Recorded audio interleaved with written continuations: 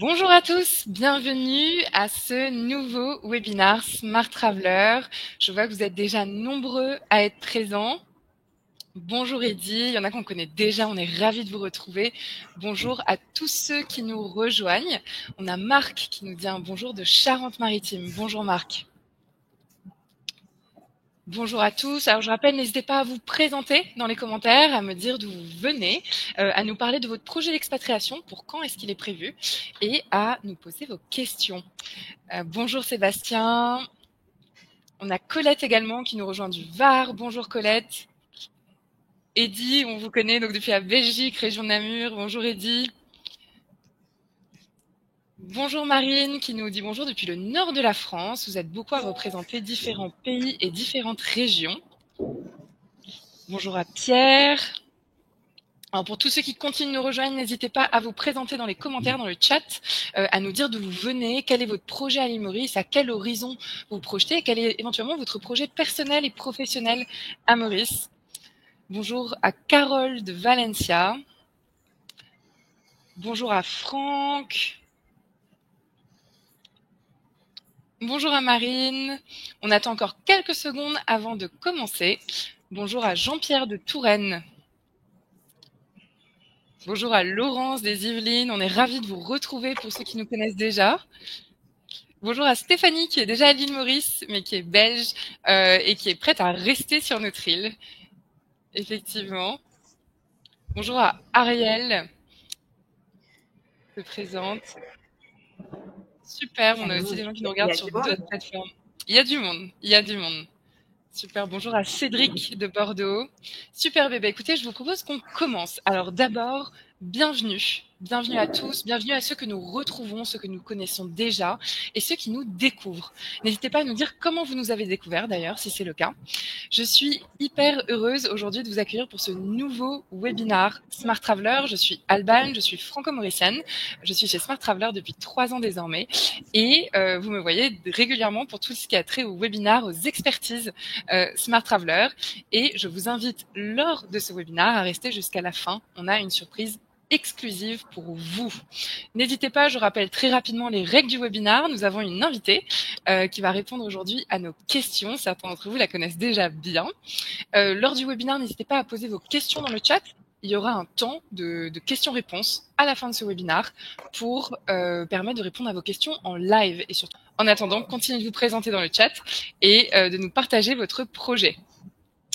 Alors aujourd'hui, j'accueille une invitée qui est plus qu'une invitée, vu qu'on est collègues. J'accueille notre General Manager, Anaïs, qui est également agent d'expatriation. Bienvenue Anaïs, tu connais déjà le webinaire, tu as déjà participé, tu étais là depuis notre premier webinaire. Et on a la joie de t'accueillir pour ce webinaire exclusif qui concerne le lancement de ces démarches visa pour l'île Maurice cette année. C'est extrêmement important, c'est un sujet qui passionne nos clients et notre communauté Smart Traveler. Comment est-ce qu'on fait pour se lancer à l'île Maurice? Est-ce que c'est possible? Est-ce que Maurice accueille toujours? Pourquoi est-ce qu'on choisit Maurice? Donc tout cela, tu vas pouvoir nous en parler lors de ce webinaire. Alors Anaïs, pour commencer, tout simplement, est-ce que tu peux te représenter pour ceux qui te connaissent déjà et puis te présenter à ceux qui ne te connaissent pas et nous parler de ta propre expérience d'expatrié à l'île Maurice, car oui, tu es toi aussi expatrié. Avec plaisir. Merci beaucoup, Alban, pour cette intro. Bonjour à tous aussi. Ravie de vous retrouver et ravie d'être de nouveau à ton micro, Alban. C'est mon premier webinaire de l'année. Pour le coup, on a eu d'autres projets aussi sur le digital. Peut-être que certains d'entre vous nous ont vu passer sur des vidéos. Mais ravie pour le coup de prendre ce petit moment-là aussi en webinaire avec vous pour Smart Traveler. Pour ceux qui ne me connaissent pas, je suis Anaïs, en effet, collègue d'Alban et General Manager aujourd'hui chez Smart Traveler, mais je suis avant tout française, originaire de Chartres, en région centre. J'ai grandi aussi un peu en Bourgogne et je suis partie faire mes études à Lille. Donc, je vais pas mal bouger un petit peu autour de la France. J'ai un peu voyagé aussi, pas énormément, mais j'ai passé 6 mois en Asie. Et c'est un premier stage à l'époque qui m'amène à la découverte de Maurice. On remonte à loin, hein, ça fait presque 10 ans. Maintenant, c'était en 2016. Et j'en suis littéralement tombée amoureuse professionnellement, personnellement aussi. Et c'est ce qui me ramène à Maurice en 2018, où c'est en fait à ce moment-là que je m'installe définitivement à Maurice, avec aussi beaucoup de mésaventures, notamment dans l'obtention de mon permis professionnel de résidence pour mon installation et revenir sur le territoire mauricien pour y travailler aussi au sein de Smart Traveler. C'était une aventure administrative où j'ai dû passer 6 mois en dehors du territoire mauricien avant de pouvoir me réinstaller définitivement. Donc, c'était un peu des allées et venues et puis une aventure aussi émotionnelle assez délicate. Donc, tout ça pour vous dire que je suis passée par là aussi et que je me mets à votre place et que je comprends ce que vous êtes en train de vivre. Et c'est vraiment l'objet de Smart Traveler, avoir cet accompagnement aussi émotionnel dans toutes ces démarches-là. Et c'est donc notamment ces aventures qui ont forgé au fur et à mesure Smart Traveler pour vous éviter de vivre tout simplement ce que j'ai vécu. Et ça fait 7 ans, du coup, que je développe Smart Traveler avec nos équipes. Donc, ravie de vous partager mes conseils. C'est le moment, donc n'hésitez pas à nous poser toutes les questions aussi dans le chat pour la suite. Je pense qu'Alban vous le répétera tout au long de ce webinaire, mais c'est vraiment un moment qu'on prend pour vous aiguiller au maximum pour votre projet. Donc, on a hâte et ravie. Merci Anaïs pour cette introduction. Donc comme vous voyez, Anaïs est à la tête de Smart Traveler, elle a été expatriée, elle a connu vos galères et surtout elle a mené Smart Traveler à l'âge de raison, 7 ans désormais, avec une équipe formée de Français, de Mauriciens, de Franco-Mauriciens, d'expatriés aussi, qui ont une véritable connaissance de votre expérience. Donc et Anaïs va pouvoir donc tout au long de ce webinaire répondre à nos questions et aux vôtres pour justement vous expliquer ce qu'il en est et comment bien s'y préparer. Alors déjà, une question simple, Anaïs, mais que nous, on remarque tous les jours, hein, le nombre d'appels. Je crois qu'on a eu quasiment 1 millier d'appels l'année dernière. C'est énorme pour notre île. Alors pourquoi l'île Maurice attire-t-elle autant d'expatriés en 2025? On le note depuis le début d'année en grand engouement et toute votre présence ici à vous, auditeurs, nous le prouve. Quelles sont les principales motivations des nouveaux arrivants selon toi? Et peut-être que ça va faire écho au vôtre aussi. N'hésitez pas à nous le dire dans le chat. Oui, bien sûr. C'est une chouette question. Après, je crois que les raisons d'une expat à Maurice, ça ne change pas d'année en année. Aujourd'hui, dans le monde, je crois qu'on compte environ plus de 281 millions de personnes qui vivent en dehors de leur pays, dont 2 millions de Français. À peu près, à Maurice, on compte 12 000 expatriés, principalement originaires de France, d'Afrique du Sud, d'Allemagne, de Suisse et encore de pays francophones comme la Belgique, par exemple, ou le Canada aussi, qui arrive de plus en plus. Il y a plusieurs raisons qui expliquent cet engouement pour Maurice. D'abord, la qualité de vie. Je crois que c'est ce qui ressort le plus dans nos échanges qu'on a avec nos clients. C'est ce côté climat, nature, mer, une vie de famille plus douce aussi, moins stressante, moins métro, boulot, dodo, comme on peut vivre un peu plus en Europe. Donc, ça va être l'une des raisons qui va revenir et qui va être la première.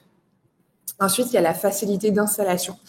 Pour Maurice, pas forcément administrativement parlant, parce qu'il y a des démarches administratives, comme toute installation, mais c'est ce côté accessible où aujourd'hui Maurice propose quand même une large gamme de permis. Attention, il y a des conditions, mais qui restent accessibles selon votre profil, que ce soit pour des freelances, des auto-entrepreneurs, des investisseurs, des salariés aussi, qui rejoignent une aventure professionnelle à Maurice, ou encore des retraités. Donc, il y a quand même une gamme assez importante qui amène l'accessibilité d'une installation à Maurice.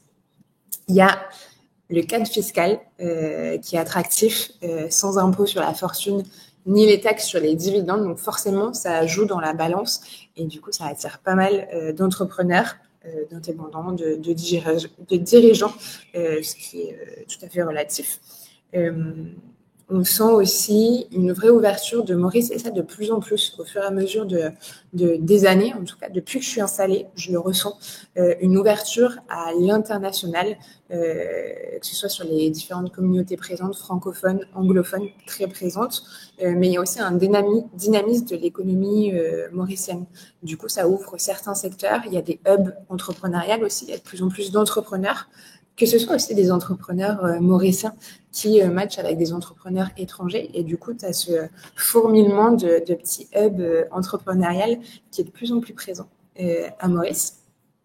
Et il y a un dernier point qui fait souvent plaisir aux Français, c'est le côté bilingue de Maurice. Notamment quand on s'installe, c'est plus facile parce que forcément, il y a le côté français, il y a le côté anglais, donc ça parle aussi à toutes les nationalités, et ce côté bilingue dans les écoles aussi pour les enfants. Donc une accessibilité un peu plus importante que pour n'importe quel type de nationalité. Donc, Maurice est un pays riche, donc il y a aussi plein d'autres points, que ce soit interculturel derrière, où c'est hyper riche, paysage, nature, etc. Mais si je pouvais en ressortir certains, ça va être ceux-là, et c'est ceux qu'on va nous partager régulièrement aujourd'hui dans nos différents échanges avec vous. Écoute, merci Anaïs. J'imagine que ça fait écho. Je pense que la plupart d'entre vous sont là aujourd'hui pour ces raisons, justement, fiscalité douce, cadre de vie, bilinguisme, facilité d'installation, vraiment tout ce que tu as cité là, Anaïs. Comme vous le savez, Maurice, c'est pas non plus Dubaï, hein. Parfois on est comparé à des destinations comme ça, c'est pas exactement ça. Mais pour autant, Maurice a ses atouts. Moi, je pense que c'est encore un peu un joyau caché, Maurice. Et si vous êtes là, c'est que vous y êtes intéressé avant d'autres personnes. Donc c'est vraiment une très bonne nouvelle. Alors, quels sont les premiers éléments à prendre en compte lorsqu'on envisage une expatriation à Maurice, Anaïs? Parce que nous, on reçoit des appels quasiment tous les jours pour parler de projets d'expatriation. Certains sont très préparés, d'autres pas du tout. Qu'est-ce que toi, tu dirais qu'il faut prendre en compte pour se préparer non seulement à une expatriation, mais aussi à un échange finalement avec nous? À quoi faut-il penser? Oui, tout à fait. C'est important. Après, en effet, il y a plusieurs types de maturité d'un projet d'expatriation. La première chose, c'est commencer à se renseigner, faire des recherches. Et nous, on intervient pour vous donner un peu plus le cadre et les étapes d'une expatriation à Maurice pour vous permettre de maturer votre projet. Avant de se lancer, il y a 3 piliers que je peux voir pour bien poser le départ et d'envisager cette expatriation à Maurice. Ça va être le pilier votre projet de vie à vous. Vous posez les questions, pourquoi vous vous expatriez aujourd'hui? Qu'est-ce que vous recherchez dans cette expatriation? Est-ce que c'est le bon moment dans votre vie pour faire ce choix-là aussi? Donc, il y a beaucoup de questionnements perso aussi à avoir. Et après, ça va être des questions aussi, pour combien de temps vous souhaitez vous expatrier? Il y en a qui vont se dire, j'ai envie de faire une expatriation d'1 an. Je me prends 1 an d'année sabbatique, mais ils le savent en amont et du coup, leur projet, ça va être d'1 an. Et puis, il y en a d'autres, c'est un projet de vie sur du long terme. On se projette sur au moins du 3 ans, 5 ans, 10 ans, voire plus. Et après, ça va être avec qui est porté ce projet, en famille, en couple, avec des enfants. C'est important parce que ça va déterminer tout le reste d'un point de vue administratif aussi et timeline derrière. Il y a le côté statut professionnel. C'est important de se poser les bonnes questions. Est-ce que vous allez travailler à distance? Est-ce que vous venez pour créer une société à Maurice? Est-ce que vous êtes en freelance? Est-ce que vous allez continuer à distance avec vos clients, ou tout simplement vous êtes à la retraite et c'est le moment de sortir du tumulte européen et de profiter à Maurice sereinement. Ça conditionne forcément le type de permis auquel vous allez être éligible. Et pour moi, ça, c'est la première base du projet, parce que souvent, un permis de résidence, un visa, il y a une timeline à respecter. Donc, ça va déclencher certaines étapes dans votre projet d'expatriation. Et après, point important et qu'il ne faut pas prendre à la légère, c'est votre budget et vos attentes. Le coût de la vie, le logement, la scolarité si vous avez des enfants, l'assurance santé. Il faut bien anticiper ces axes de dépenses. D'ailleurs, nous, on a un budget dynamique qu'on a développé pour vous permettre de mieux vous projeter sur les coûts d'une vie à Maurice. Il y a le coût de l'installation et puis il y a le coût de la vie au quotidien. Donc, il faut anticiper tout ça pour éviter les mauvaises surprises et partir avec un petit coussin aussi pour prendre les meilleures décisions une fois sur place, parce qu'une expatriation, c'est aussi de l'administratif, mais c'est aussi des galères et il ne faut pas se voiler la face. Vous pourrez avoir des galères dans ce projet qui est une aventure. Il faut vivre un petit peu dans une aventure. Mais du coup, il faut en avoir conscience et être préparé pour ça à côté. Et je finis avec le timing qui est vraiment important. Préparer son expatriation, c'est pas juste prendre un billet d'avion, c'est aussi déposer un dossier auprès des autorités mauriciennes pour avoir un visa, un permis de résidence, s'assurer d'avoir tous vos documents, les préparer en amont, demander votre acte de naissance à la mairie avant, inscrire les enfants à l'école. Il faut s'y prendre 6 mois à 8 mois maintenant, avant, pour être sûr d'avoir une place dans l'école que vous avez choisie. Prendre une assurance, prévenir la famille ou encore vendre la maison. Donc tout ça est un timing. Et après, ça va s'accorder en fonction de votre profil, la maturité de votre projet. Il y en a qui ont besoin de 2 ans, par exemple, pour se décider dans leur projet. Il y en a, ils vont prendre 3 mois pour se lancer et faire le projet. Donc, il ne faut pas comparer un projet à un autre. Chaque projet est vraiment personnel à vous. Voilà. Merci Anaïs pour ces éléments. Donc vous l'avez vu et je pense que vous allez très rapidement comprendre, c'est que Anaïs et chez Smart Traveler, on est extrêmement transparent. Une expatriation, ça va pas forcément être un long fleuve tranquille. C'est pour ça que ça doit bien être réfléchi. Pour autant, on est là aussi pour vous accompagner à en faire une réussite. On a mis dans les commentaires nos ressources gratuites. N'hésitez pas à les voir parce que c'est dans nos ressources gratuites, nos guides, etc. sur notre site que vous pourrez télécharger votre budget dynamique, que vous pourrez télécharger des e-books dédiés, que vous pourrez télécharger le calendrier de l'expatriation. Tout ça, ça va vous aider à préparer non seulement votre expatriation, votre échange avec Anaïs et également roder votre projet pour déjà avoir quelques clés, quelques pistes, le confirmer, l'infirmer peut-être. Et nous, on sera toujours là en tout cas pour en discuter avec vous, bien évidemment. Merci Anaïs pour ces éléments. Alors là, on rentre dans le vif du sujet, dans ce qui est le plus difficile, le plus ardu. C'est compliqué. Vous avez cherché sur Internet. Je suis sûre que vous avez lu beaucoup de choses sur les permis et les visas de résidence. Peut-être que vous n'avez pas eu les mêmes informations partout. Peut-être même que vous êtes allé sur le site des autorités. Vous avez dit ah tiens, ça a l'air d'arriver, ça a l'air d'être assez facile, mais quand même j'ai un doute. Et c'est là où Anaïs va intervenir. Est-ce que tu peux, Anaïs, nous parler des différents types de permis de résidence disponibles pour s'installer à Maurice? Il y en a plusieurs. J'ai listé les principaux. Oui, tout à fait. Et on va faire un petit passage dessus. Après, en effet, n'hésitez pas à télécharger nos ressources et surtout à prendre un call derrière avec nous parce qu'on va pouvoir vous orienter en fonction de votre projection aussi long terme à Maurice sur le meilleur permis ou le meilleur parcours de permis. Des fois, c'est pas juste on vient à Maurice, on fait un seul type de permis. On peut avoir un passage sur un permis, par exemple, qui est le visa premium pour après switcher sur un permis long terme. Donc, pour approfondir tout ça, n'hésitez pas à revenir vers nous. Le call est important et c'est pour ça qu'on souhaite passer du temps avec vous pour vous faire découvrir tout ça. Pour revenir du coup au permis, il y en existe plusieurs à Maurice. Je vais commencer par le visa premium, qui est le visa qui s'apparente au digital nomade, qui est un visa court terme, on va dire, à Maurice, un visa touristique long terme, parce que vous avez un visa touriste de 6 mois et le visa premium vous permet de rester 1 an à Maurice. Il est renouvelable au bout de cette année. Aujourd'hui, nous, on l'a renouvelé jusqu'à 5 fois pour une cliente. Donc, j'ai envie de vous dire, pour le moment, il est renouvelable au moins jusqu'à 5 mois, 5 ans, jusqu'à 5 fois. 5 fois, pardon.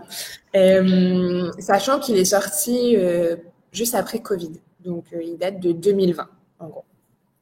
Il est idéal pour les digital nomades et les freelances qui ne veulent pas créer de structure à Maurice.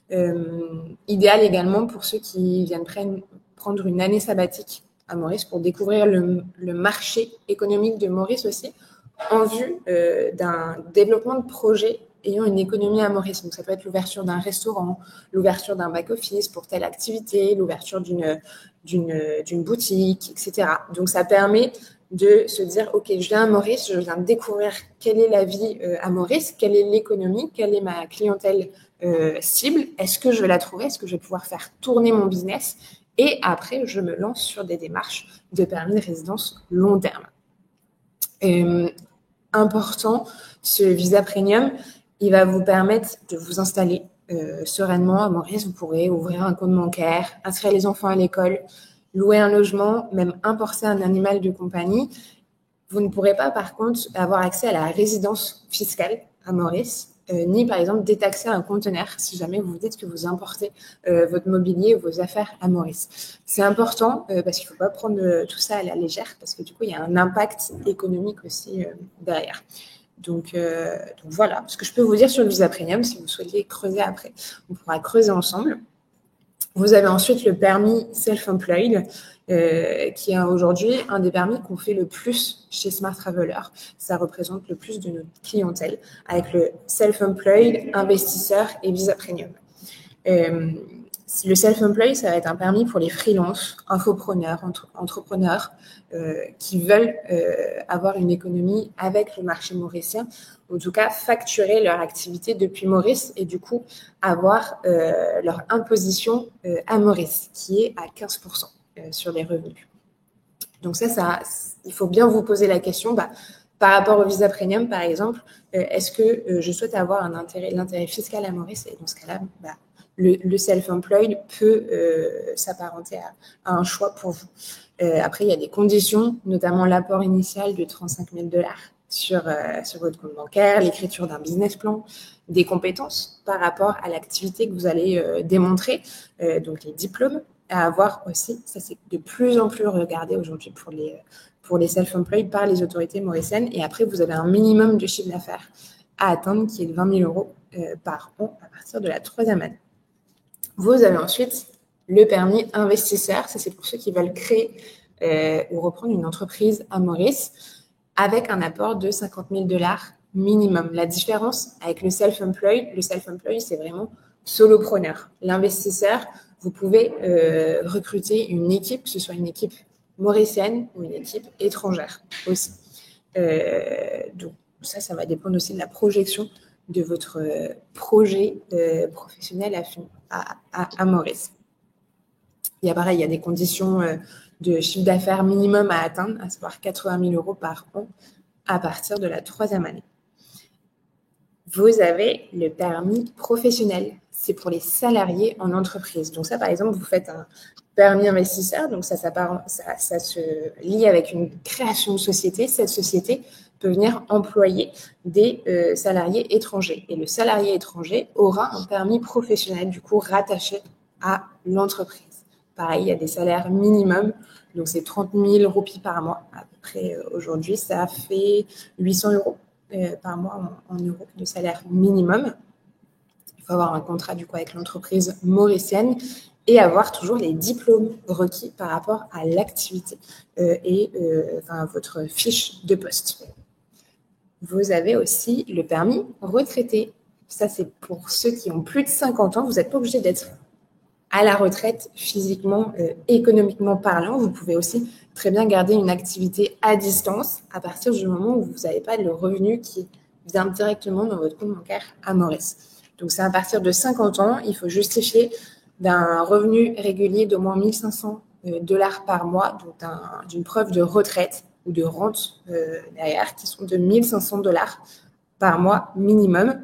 Et tout ça, c'est des permis de résidence long terme. Donc, le permis retraité, self-employed, investisseur, c'est 10 ans, renouvelable 10 ans également.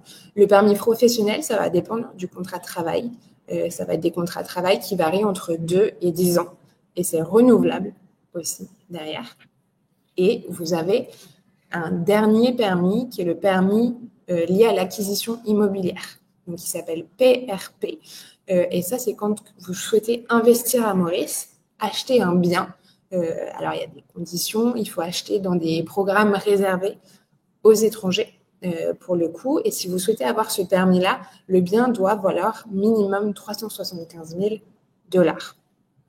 Donc voilà, donc ça fait une belle panoplie de visas aujourd'hui. C'est ce que le gouvernement mauricien propose pour les étrangers. Chaque année, il y a le budget mauricien qui passe en juin. Donc, il y a des évolutions qui viennent s'apparenter dans les permis. Aujourd'hui, on n'a pas trop été impacté sur les dernières années. Avec le changement de gouvernement, il faut peut-être s'attendre à des petits changements. Mais la directive est quand même très portée sur l'ouverture du pays pour les étrangers. Donc, à venir, mais il faudra se tenir informé à cette partie-là, à ce moment-là de l'année.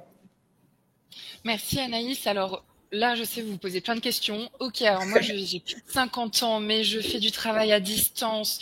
Comment ça se passe? En fait, nous, on est en couple en tant que business. On pourrait être deux freelance, mais est-ce qu'on pourrait pas faire autre chose?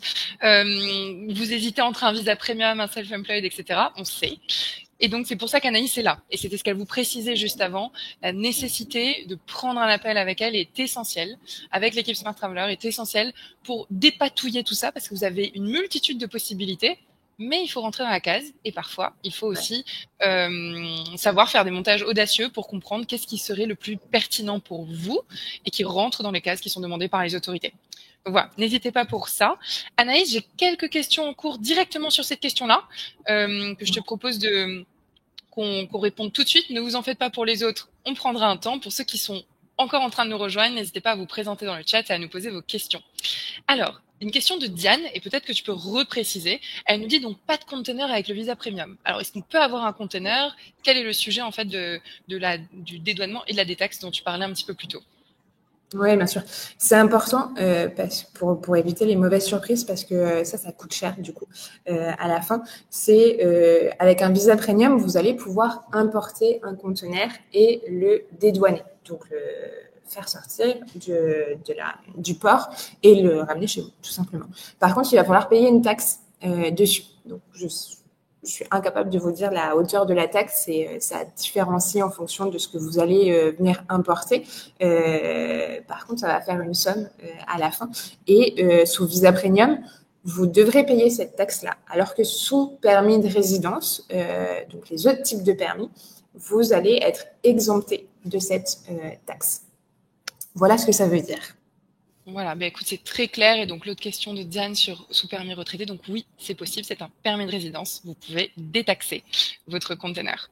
Et on a juste une autre petite question qui mérite d'être éclaircie. Donc, tu nous as parlé du permis lié à l'acquisition immobilière, le fameux permis de résidence permanente. Est-ce que c'est un permis qui permet de travailler sur place, celui-ci? Tout à fait, ouais. Le PRP est un permis investisseur, en fait. Donc, ça va vous permettre d'avoir une activité à Maurice et de pouvoir travailler sur le territoire mauricien. Superbe. Bah, écoute, un grand merci Anaïs pour cette question. Je vois beaucoup de questions sur la fiscalité. Ne vous en faites pas, on y répondra. On a d'ailleurs un webinaire dédié qui arrive très prochainement. Si je peux rajouter aussi sur les permis, j'ai vu une ou deux questions passer. Ces permis-là vous donnent l'accès au visa dépendant à chaque fois, donc rattacher votre famille directement derrière, que ce soit conjoint, enfant aussi. Et sur les permis de résidence, vous pourrez rattacher vos parents même. Donc ça fonctionne hors visa premium. Visa premium, c'est pas possible. Merci Anaïs pour ces éléments. On voit plein de questions sur la prise de call. Ne vous en faites pas, restez avec nous. On va vous donner toutes les informations sur la prise de rendez-vous et la prise de call vers la fin de ce webinaire. Alors Anaïs, comment choisir le bon permis de résidence en fonction de son profil et de son projet? On a un peu abordé. Qu'est-ce que tu peux nous dire de plus dessus? Parce que en fait, on a une multitude de profils, une multitude de projets. Comment est-ce qu'on fait pour discerner? Oui, bien sûr, c'est essentiel pour moi dans le projet d'expatriation. Il faut avoir une bonne connaissance du permis que vous avez choisi, des conditions et de ce qui vous permettra de faire ou pas faire pour éviter tout déconvenu. Par exemple, ce sujet sur la détaxe d'un conteneur sur un visa premium, on vous le dit parce qu'on l'a eu en question, c'est revenu régulièrement.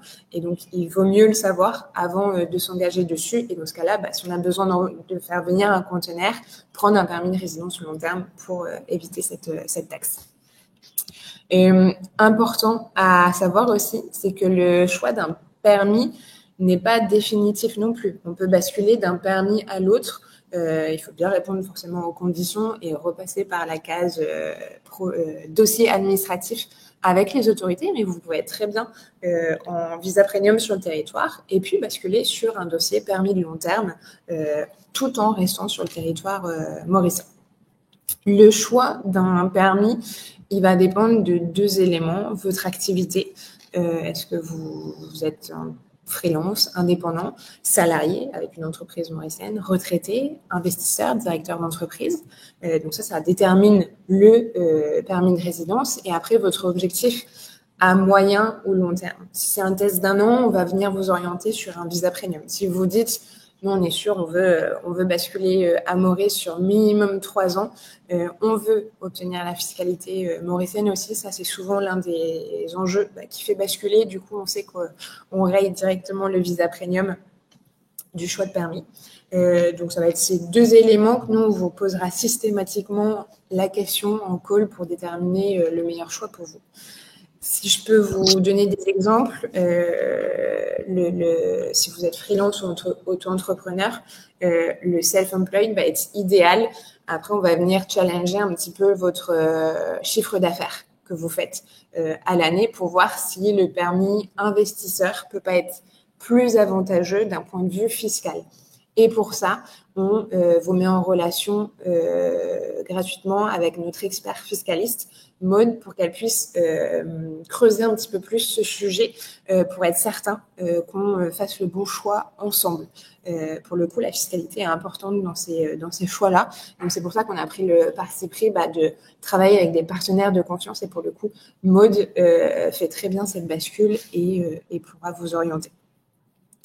Si vous avez une activité à distance et que vous souhaitez garder cette activité à distance et que vous n'avez pas l'obtention de fiscalité qui est intéressante de votre côté, là, pour le coup, visa premium. Si vous avez plus de 50 ans, vous ne souhaitez pas forcément travailler, permis retraité derrière. Donc, c'est assez obvious sur certains sujets. Après, il y a quand même des petites subtilités, notamment ce côté self-employed, investisseur, à prendre en considération.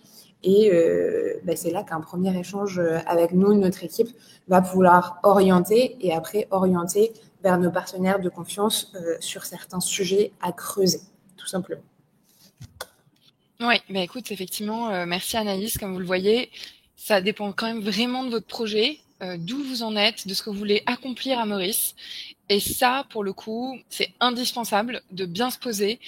Certains arrivent à Maurice avec pour projet de quitter un emploi et de se lancer en entrepreneuriat.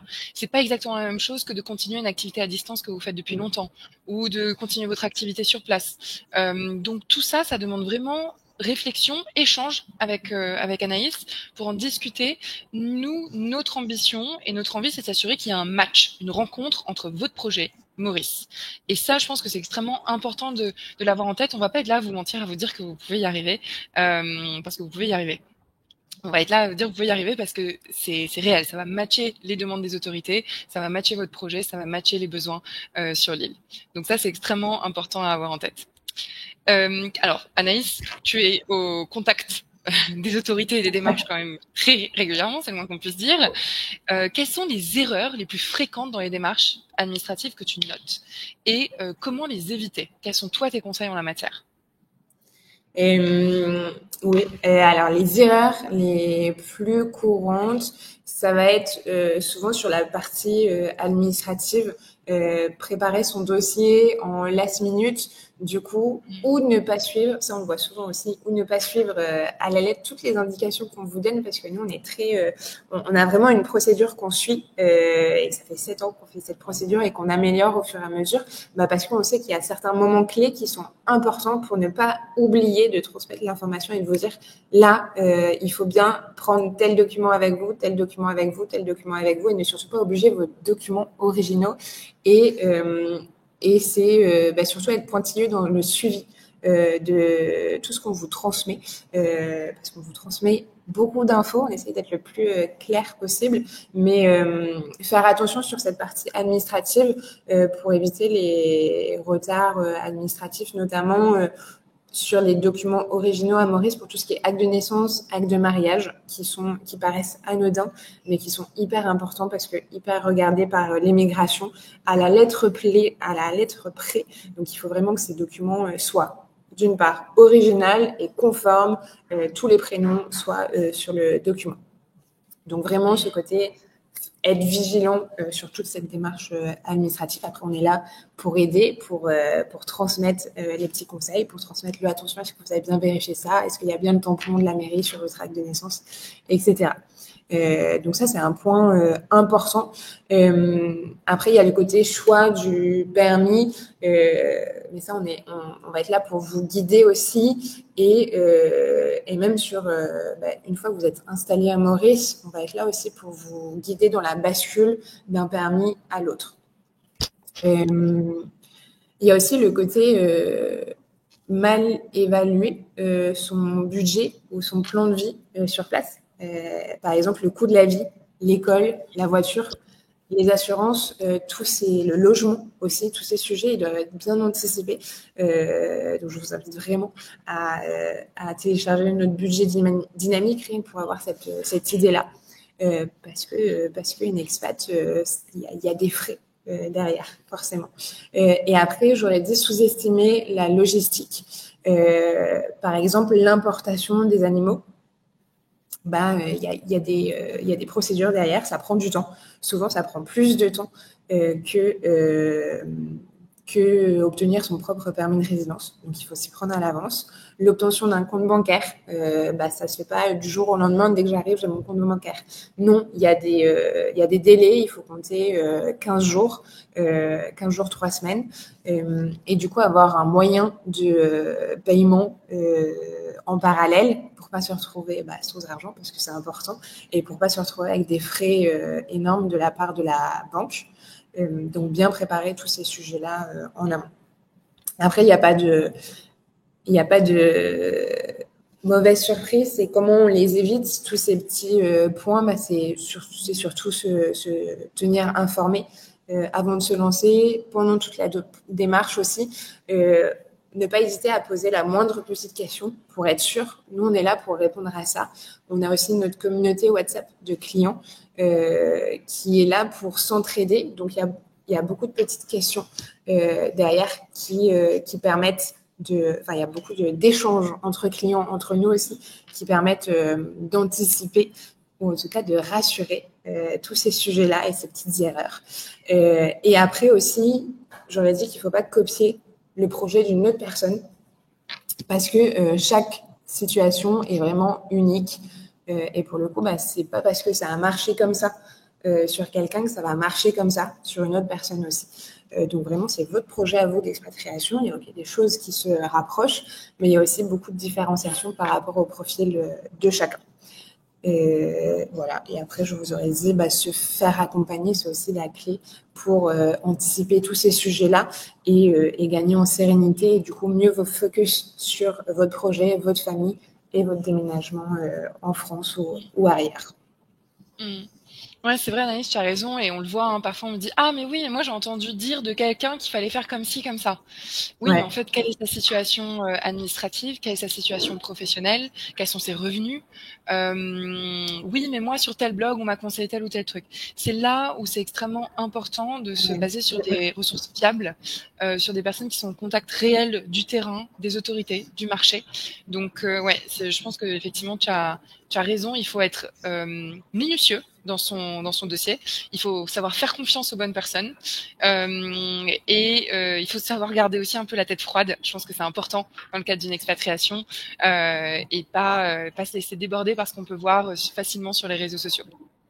Ça, bien sûr, et surtout aujourd'hui, il faut, une expatriation, c'est une démarche administrative. Il y a des bugs, comme je le disais, et il y a des bugs, mais il y a aussi des solutions. Et dans tous les cas de figure qu'on a vus aujourd'hui, on a toujours réussi à trouver des solutions. Donc, en effet, ça peut faire peur, dit comme ça. On n'a pas envie que ça arrive, et nous, notre rôle, c'est de le minimiser, de faire en sorte que ça arrive pas, ou le moins souvent en tout cas. Mais si ça arrive, en tout cas, sachez qu'on est là pour vous aiguiller, qu'on est là pour vous trouver des solutions et vous proposer le meilleur derrière. Bien sûr. Alors, je vois beaucoup de questions qui tombent sur les animaux de compagnie, sur les permis. Ne vous en faites pas, on va prendre le temps d'y répondre dans pas très longtemps désormais. Donc, restez bien avec nous, continuez de poser vos questions et Anaïs prendra le temps de répondre à chacune d'entre elles.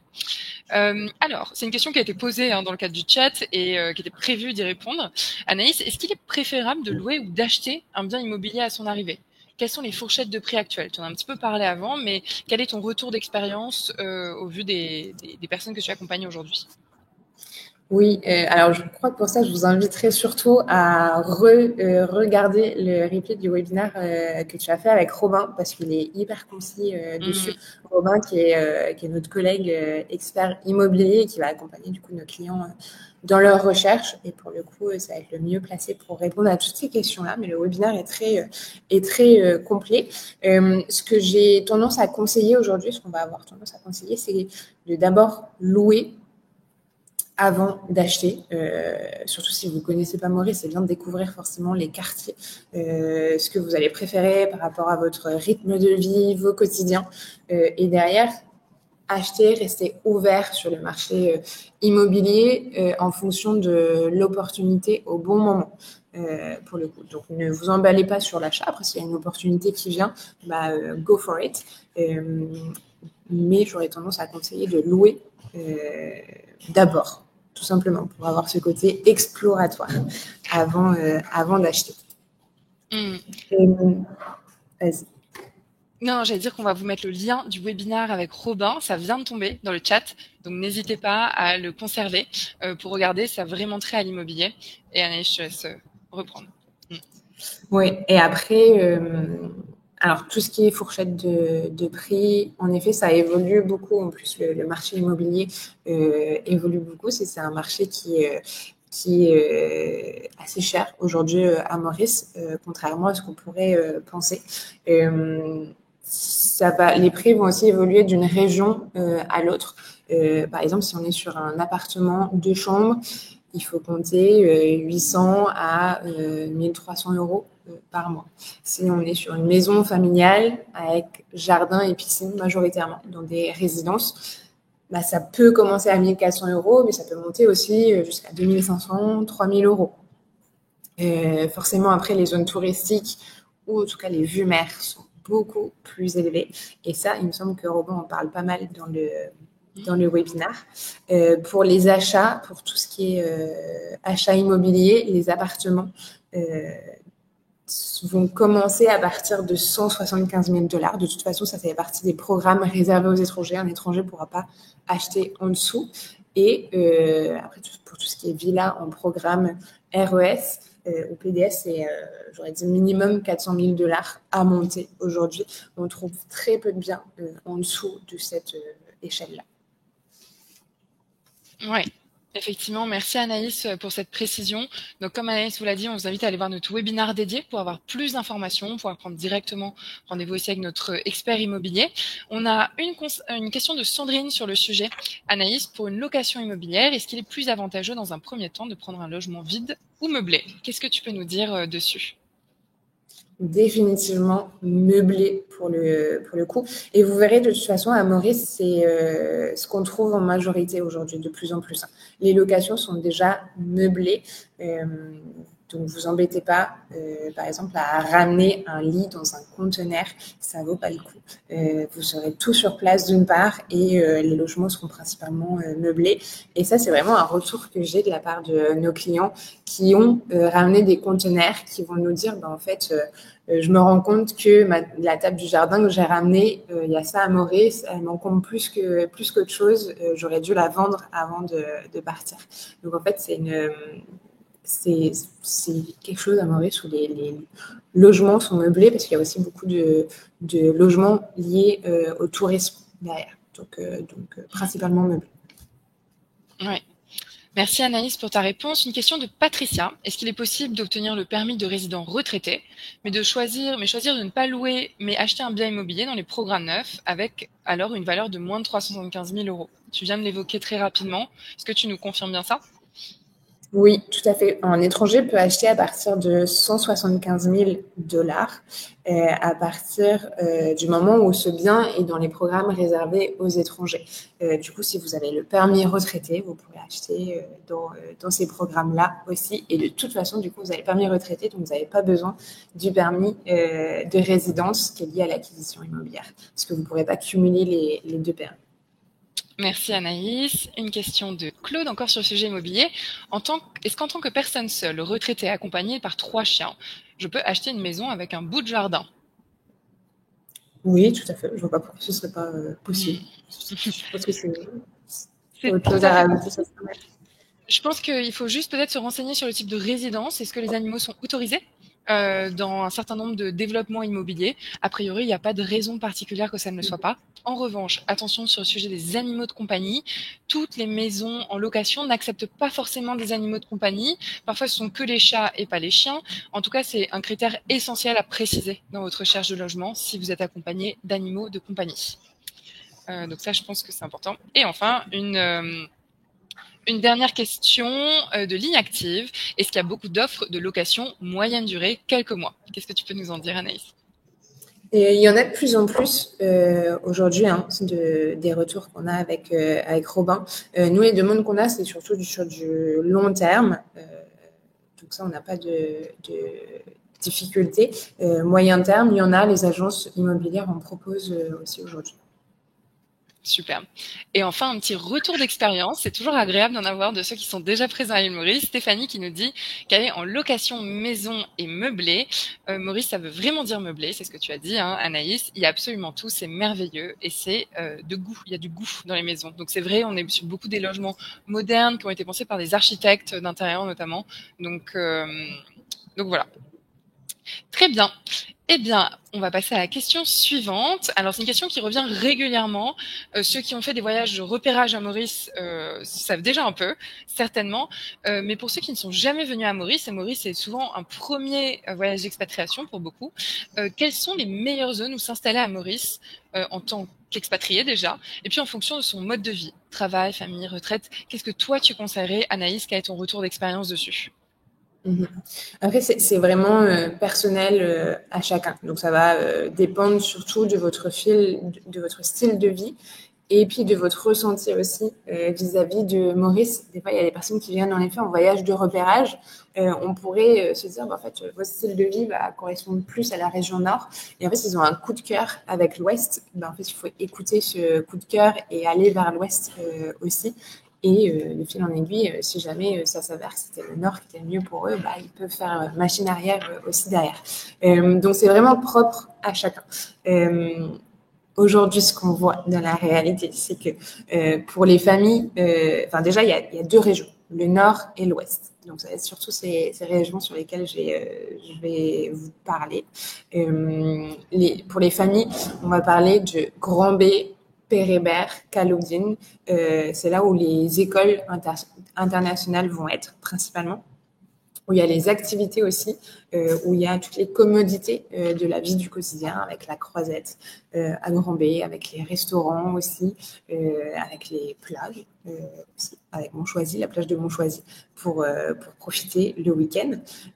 Vous avez, du coup, pour la région ouest, Tamarin, Rivière-Noire, où il y a également les écoles. Souvent, le choix des familles, pour être honnête, il va dépendre du choix de l'école derrière. Donc, la région ouest, Tamarin, Rivière-Noire, s'est bien développée au fur et à mesure des années. Il y a une nouvelle école aussi qui ouvre, l'école de l'Ouest. Donc, on trouve vraiment tout maintenant.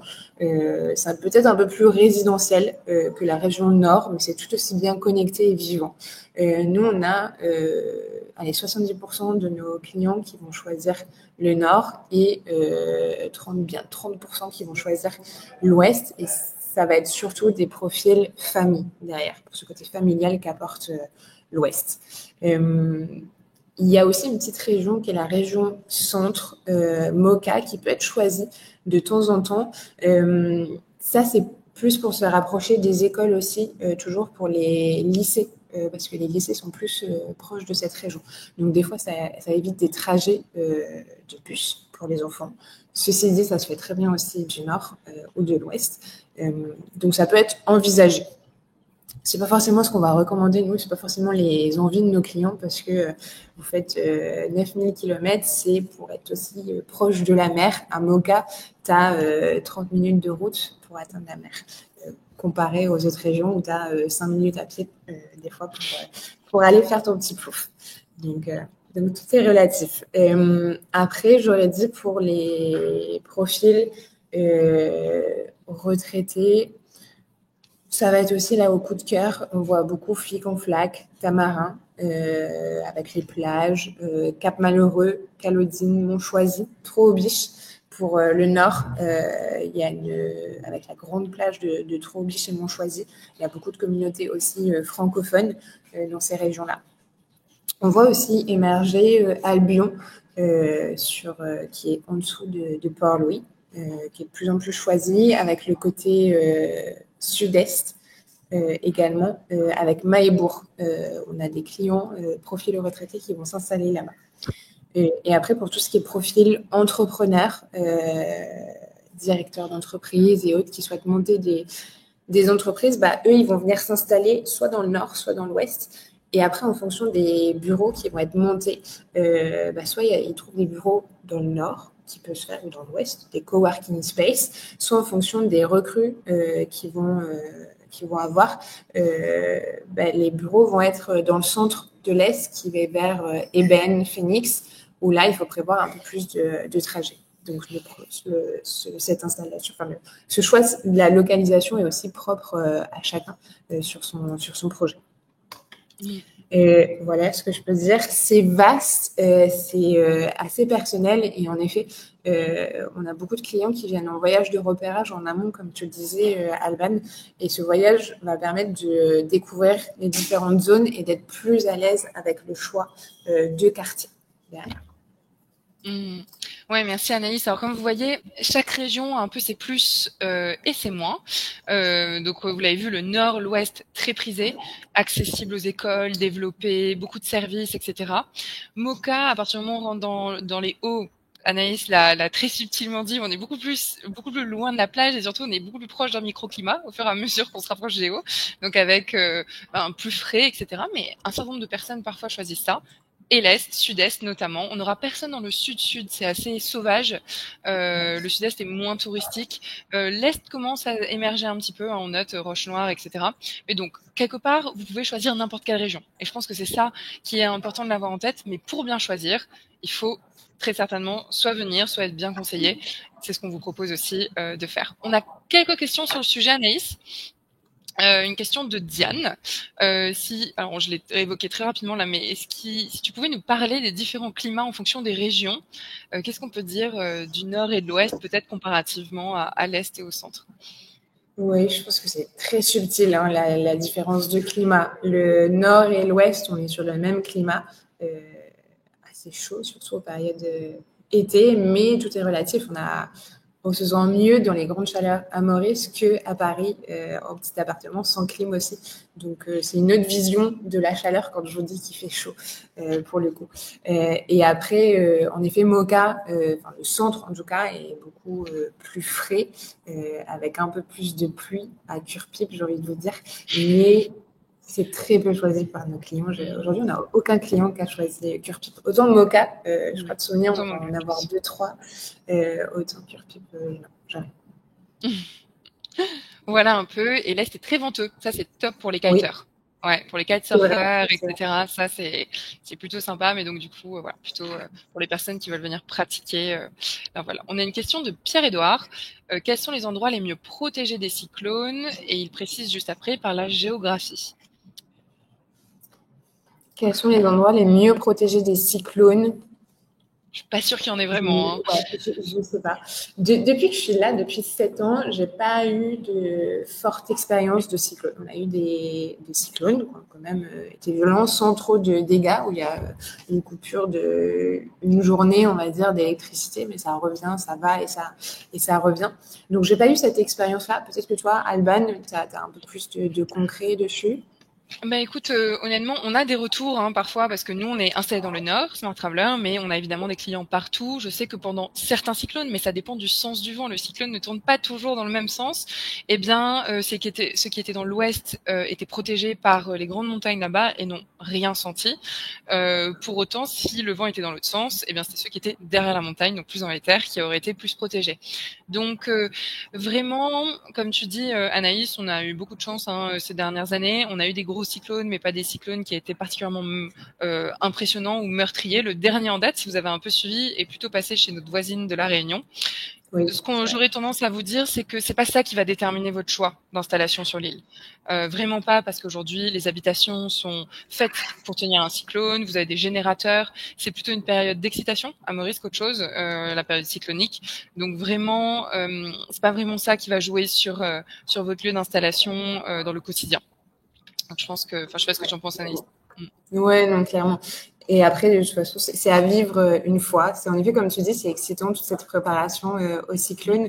C'est une petite aventure, mais après, ça devient un quotidien. Et en fait, c'est comme tout pays qui a des catastrophes. Ben, en fait, la population sait comment réagir. Et en effet, le pays est hyper avenant sur toutes les procédures qu'il y a en place aussi derrière. Enfin, il y a tout un protocole, plutôt, j'ai envie de dire. Il y a un protocole de préparation au cyclone. Mm. Alors, n'hésitez pas à continuer à poser vos questions, on va bientôt y répondre. N'hésitez pas également à cliquer sur tous les liens qu'on vous envoie pour aller découvrir un peu plus sur les sujets qu'on aborde lors de ce webinaire. Alors, on avance. Anaïs, quels sont les services essentiels? Tu en as parlé un peu avant, mais quels sont les services essentiels à anticiper pour une installation sereine? Parce qu'à tous les coups, on oublie un truc, on se dit ça va être super simple, comme dans mon pays d'origine, et en fait, pas du tout. Donc, Ouais. qu'est-ce que tu peux nous dire? Alors, le top des démarches pratiques à prévoir, je vous aurais dit le visa, of course, on est déjà passé dessus. La banque, l'ouverture d'un compte bancaire local qui est obligatoire dans les démarches aujourd'hui pour les permis de résidence long terme. Le visa aussi, obligatoire au bout de 2 mois de résidence à Maurice. Et puis, de toute façon, ouvrir un compte bancaire, ça sera beaucoup plus flexible au quotidien pour vos dépenses, notamment avec les applications des banques qui vous permettent de payer directement avec votre téléphone aussi. Donc, la banque, les démarches à prévoir, c'est-à-dire aussi les documents à prévoir derrière. L'assurance santé, qui est obligatoire dans le cadre du visa premium, par exemple. On demande l'assurance pour effectuer les démarches du visa. Et après, c'est fortement recommandé pour tous les autres types de permis de résidence, avoir une bonne couverture internationale. Les démarches à préparer, ça va être l'école pour l'inscription, la voiture aussi. Il ne faut pas se voiler la face à Maurice. Il y a très peu de transports en commun. Il y en a. Il y a les bus, il y a les métros. Est-ce que c'est facile au quotidien? Je ne suis pas sûre. Moi, je l'ai expérimenté pendant 6 mois quand je suis arrivée à Maurice. C'était un petit trajet de Pointe-aux-Canoniers à Père-Hébert, mais rien que ça me prenait longtemps. J'attendais le bus sous la chaleur. Donc, la voiture va être indispensable à un moment donné, que ce soit location ou achat. Donc, prévoir ça dans vos démarches. Internet, téléphone, donc une carte SIM à l'arrivée qui est assez simple aujourd'hui pour obtenir une carte SIM touristique. Une fois que vous aurez votre permis de résidence, vous pourrez avoir un forfait long terme. À noter que la fibre est disponible dans toutes les zones de l'île aussi. C'est une question qui revient énormément quand on a un échange avec vous. Donc, je vous rassure de suite, la Wi-Fi passe très bien. Et après, le top des démarches à prévoir, ça va être votre logement. On est là aussi pour vous guider derrière. Ça peut être un logement temporaire d'arrivée, réservation d'un Airbnb ou trouver un logement temporaire avec Robin ou directement avoir trouvé votre logement long terme.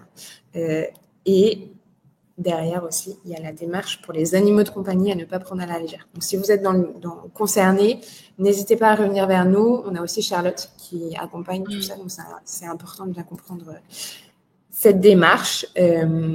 À savoir que ça, c'est des sujets, des démarches dans lesquelles on va pouvoir vous accompagner aussi. On est focus sur le visa et permis de résidence. Et après, comme vous avez pu voir, il y a Robin qui va venir pouvoir vous proposer un accompagnement pour le logement ou encore Charlotte qui va vous proposer les accompagnements pour votre arrivée, votre taxi ou les démarches animaux domestiques. quoi qu'il en soit, il y a plein de sujets à prévoir quand tu t'expatries, que ce soit à Maurice ou ailleurs. Notre rôle chez Smart Traveler, c'est de vous donner toutes les cartes pour tous ces sujets-là. On fait un focus principalement sur le visa.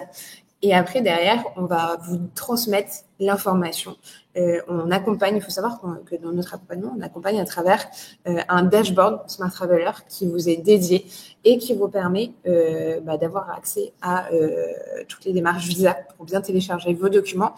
Mais à côté, vous avez des onglets aussi sur toutes les démarches, comment bien choisir mon assurance, comment préparer l'inscription des enfants à l'école, comment louer une voiture sur place, etc. Et ça, c'est un dashboard sur lequel on vous donne accès et vous allez pouvoir passer dessus, avoir tous nos conseils, il y a toutes nos vidéos aussi. Donc, c'est vraiment assez riche aussi. Je peux vous le présenter un petit peu. Comme ça, vous pouvez avoir un meilleur aperçu de ce que c'est. Derrière aussi, parce que ça va être important pour mieux vous projeter. Il y a toute cette... Donc ça va être notre dashboard. Vous voyez qu'il y a plein d'onglets différents. Et notre rôle, ça va vraiment être de vous donner toutes ces cartes-là. Vous allez pouvoir faire vos démarches pour le visa avec tous nos conseils aussi, nos points de vigilance, les étapes dans lesquelles vous allez être, les documents obligatoires à télécharger. Donc, vous retrouvez tout dessus. Et après, derrière, donc c'est ce que je vous disais sur les autres sujets liés à l'installation, vous allez avoir aussi tous nos conseils et vous retrouvez toutes nos vidéos dessus qu'on a faites, donc tout notre contenu. Donc c'est assez riche, il ne faut pas hésiter à l'utiliser et la réutiliser au quotidien dans vos démarches. Donc ça, c'est ce qu'on vous propose aussi. Exactement. Donc, on passe un petit peu sur toutes ces démarches au fur et à mesure de l'accompagnement. Vous avez, bien sûr, quoi qu'il arrive, votre agence Smart Traveler qui répond aussi en parallèle à toutes vos questions, quoi qu'il en soit. Hop, voilà. Je vous enlève ça. Voilà, effectivement, donc n'hésitez pas, parce que vraiment, alors déjà, ça nous a demandé beaucoup de développement. Je pense qu'on ne parle pas assez de notre outil, Anaïs, parce que vraiment... Énormément de développement. On a été accompagné, Anaïs a passé des heures dessus. On a nourri ce dashboard de plein d'informations. Là, on vous parle de webinaire, mais en fait, vous avez plein de trucs dessus. Vous pouvez prendre rendez-vous, vous pouvez vous informer, etc. C'est vraiment, c'est hyper quali. On est hyper fiers de ce dashboard. Et donc c'est vraiment votre accompagnement, mais ultra personnalisé selon votre permis, selon votre visa, qui va répondre à toutes vos questions. C'est quand même près de 8 ans d'expérience mise à jour continuellement. Alors ça d'entre vous, on l'a toolbox, donc on avait vraiment commencé avec ça et désormais notre dashboard, cette version ultra dynamique, digitale, d'accompagnement qui fait que quand vous arrivez à Maurice, vous êtes hyper seul parce que vous avez vraiment tout préparé en amont. Alors d'ailleurs, Anaïs, j'ai quelques questions sur le sujet des services essentiels à anticiper. La première, c'est Sandrine et Stéphanie qui nous ont posé la question. Est-ce qu'on peut ouvrir un compte bancaire sans avoir encore de logement à Maurice ou d'adresse à Maurice en l'occurrence? C'est une très bonne question. Vous allez pouvoir ouvrir un compte bancaire à Maurice, mais dans les démarches, on vous demande une preuve de logement à Maurice. Donc, vous allez pouvoir donner un Airbnb, par exemple, ou une attestation de logement d'une personne qui vous héberge, pour le coup.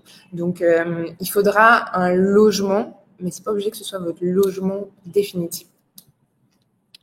Et une question de Nathalie qui fait écho. Est-ce que le permis doit-il précéder l'ouverture du compte bancaire ou est-ce qu'il se fait en simultané?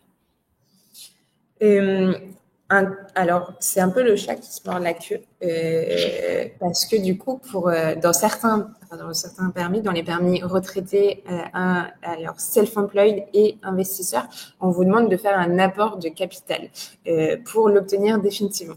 Du coup, ce qui veut dire apport de capital sur votre compte bancaire à Maurice. Donc, ce qui veut dire ouverture d'un compte bancaire en amont d'obtenir le permis de résidence. Et dans ces cas-là, du coup, la banque vous permet d'ouvrir votre compte bancaire avec l'approval in principle de votre permis de résidence. Donc, en gros, l'ouverture du compte bancaire s'associe dans la démarche d'obtention du permis de résidence et il faudra le faire avant obtention du permis définitif dans certains permis de résidence. Donc, retraités, investisseurs et self-employed. Pour les autres visas premium professionnels, on recommande de l'ouvrir une fois le permis définitif obtenu parce que ce sera beaucoup plus simple en fait avec la banque, tout simplement. Super. Alors, on va avancer parce qu'il y a encore beaucoup de questions que je vois tomber et on va essayer de prendre vraiment le temps d'y répondre. Donc, voilà, je vais aller un petit peu vite.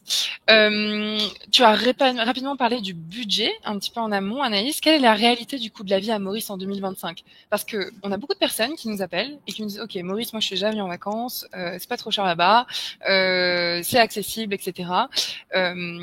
Quel poste de dépense est-ce qu'il faut anticiper? Quelle est la réalité en fait aujourd'hui de l'économie mauricienne et de ce qu'un expatrié va réellement dépenser ou doit en tout cas prévoir de dépenser? Oui, c'est vrai. C'est vrai qu'on peut être surpris quand on arrive à Maurice au coût de la vie parce qu'on s'attend à moins cher, mais en fait, quand c'est une vie quotidienne qu'on vit à Maurice, c'est pas forcément moins cher. Les postes de dépenses vont surtout être différents.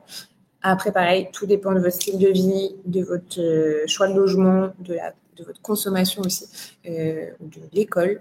L'école qui a un poste important dans les dépenses du quotidien.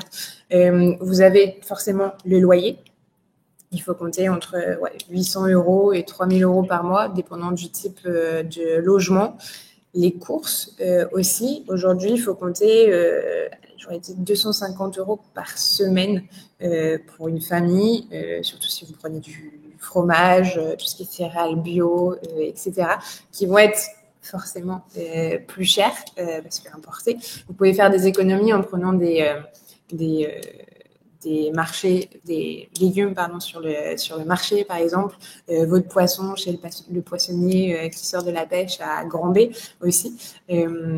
Donc ça, tout est relatif. De toute façon, il faut vivre, il faut analyser votre budget du quotidien pour voir là où sont vos fortes dépenses et réaligner au fur et à mesure. Donc le premier mois sera peut-être pas le meilleur exemple parce que pas forcément le premier mois, on se fait souvent avoir à droite à gauche et puis on veut aussi se faire plaisir. Donc on teste beaucoup de choses et au fur et à mesure, vous allez équilibrer tout ça. Après, les postes à anticiper, l'achat de la voiture qui reste cher à Maurice est très et pour le coup quasiment obligatoire, j'ai envie de vous dire. Donc achat ou location. Location, il faut prévoir 300, 400 euros par mois, dépendant de la gamme de la voiture. Et à l'achat, j'aurais dit maintenant minimum 10 000 euros, 15 000 euros pour l'achat d'une voiture d'occasion aussi. La santé, qui est un poste à anticiper. Et ça, on vous invite à faire des simulations de devis aussi. On a un partenaire international santé qui est très bon pour ça. Il va pouvoir vous simuler un devis en fonction de votre profil, de votre âge, du nombre de personnes que vous avez dans la famille aussi. Et après, les écoles. Les écoles, il y a des frais d'inscription. Donc souvent, c'est 2 000 euros par enfant pour une inscription. Et après, vous avez des frais mensuels. Ça va être 200, 300 euros par mois. Et plus vous avez d'enfants, plus ça se cumule aussi. Donc, bien anticiper tout ça, bien travailler votre projet. Maurice reste accessible, mais c'est pas un pays low cost. Donc, vous n'allez pas faire des économies en venant vous installer à Maurice. Vous allez gagner en qualité de vie pour le coup.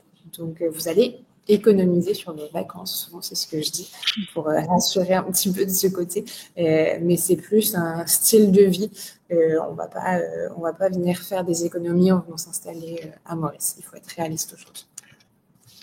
Ouais, écoute, un grand merci Anaïs pour ces éléments. On vous a mis les liens dans le chat, donc n'hésitez pas à aller voir pour comparer pour ce qui a trait à la santé notamment.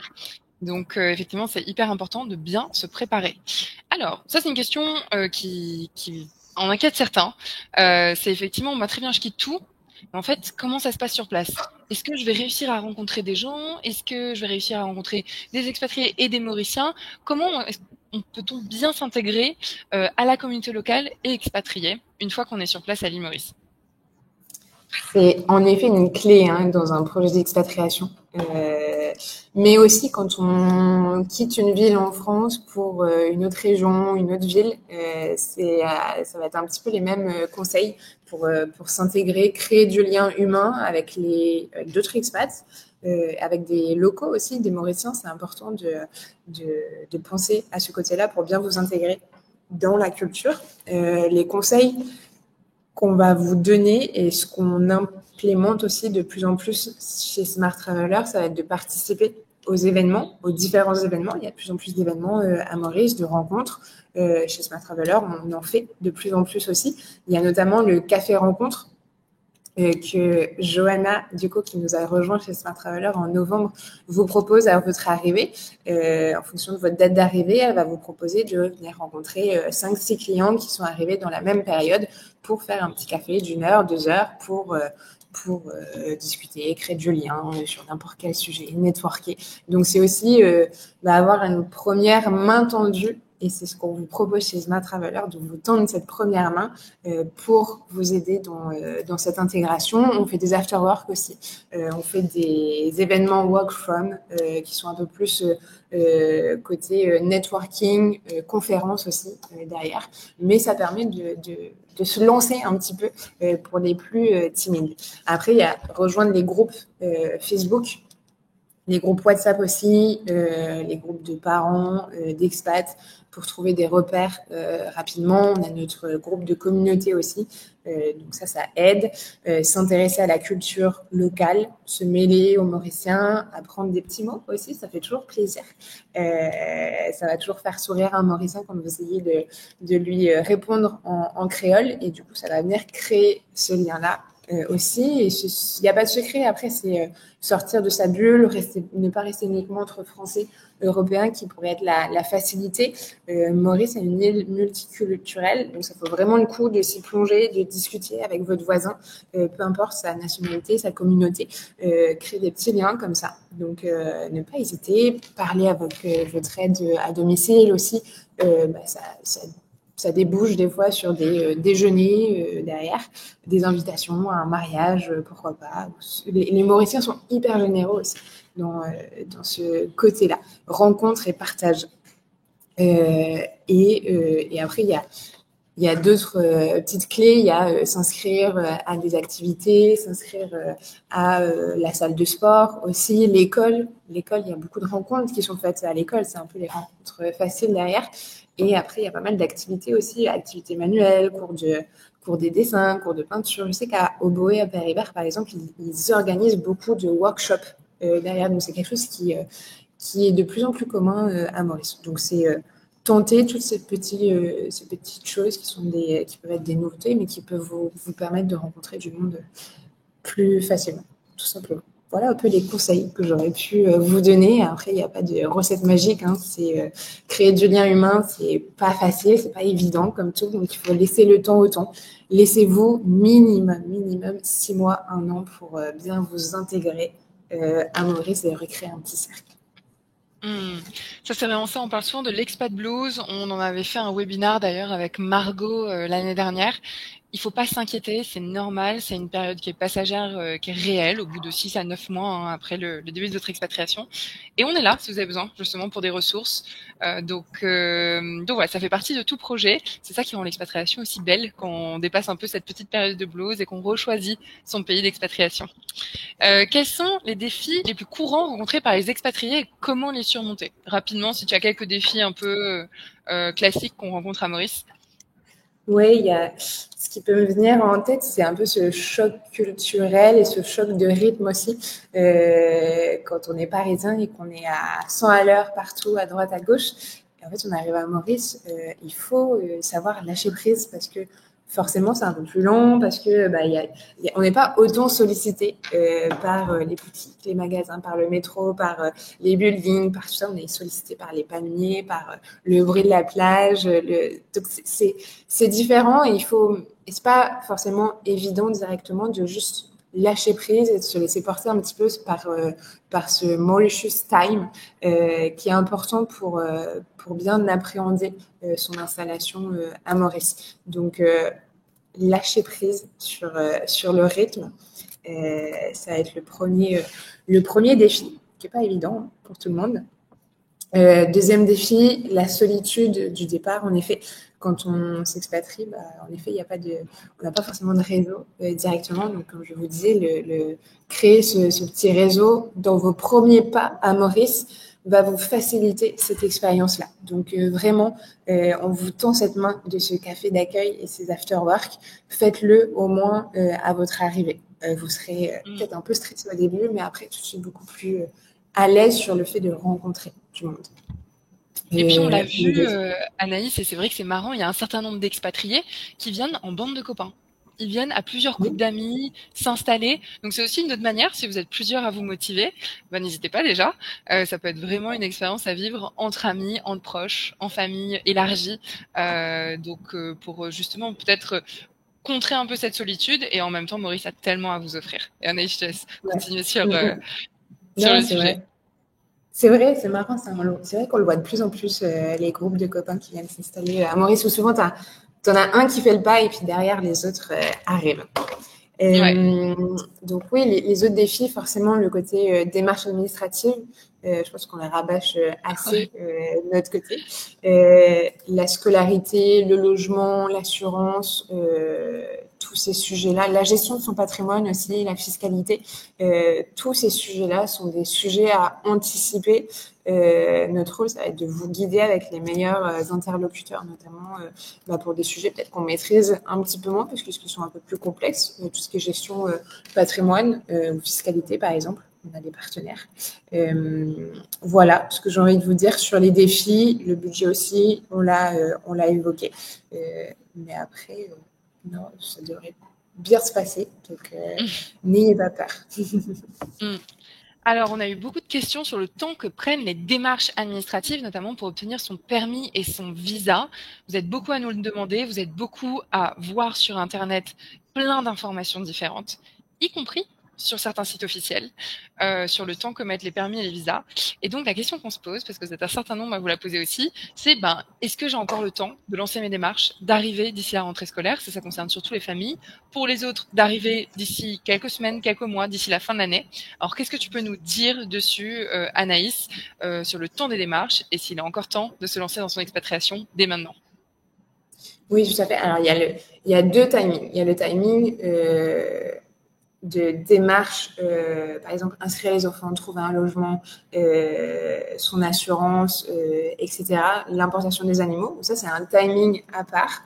Mais vous avez aussi le timing visa et permis de résidence où ce timing-là fluctue en fonction du type de permis de résidence. Par exemple, sur un visa premium, on est sur 2 mois de traitement de la part des autorités. Donc ça, vous êtes bien dans les temps.